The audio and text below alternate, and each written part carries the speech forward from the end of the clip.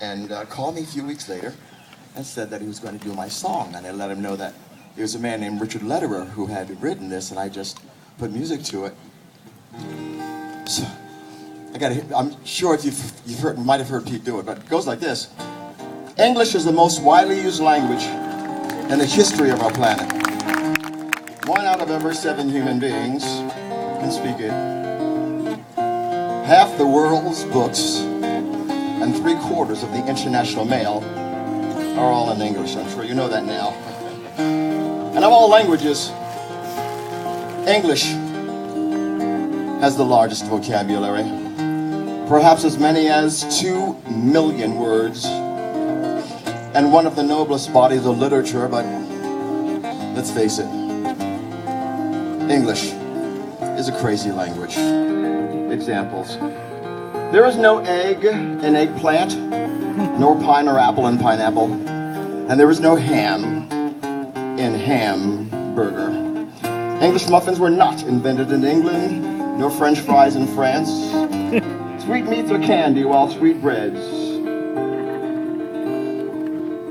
is neither sweet. Yep.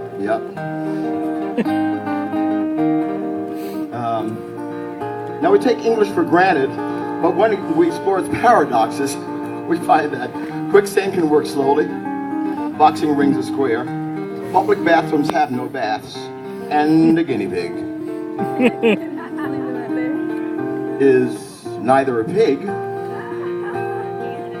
Yep.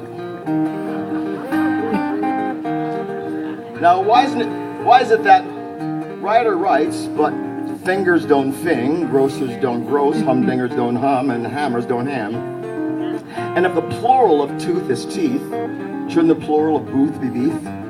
One moose, 2 meese, 1 goose, 2 geese, 1 index, 2 indices, 1 Kleenex, 2 Kleenexes. Doesn't it seem kind of loopy that you can make amends, but not just one amend? That you can comb through the annals of history, but not just one annal? And if you have a bunch of odds and ends, and you get rid of all but one, what do you call it? I'm just asking the question.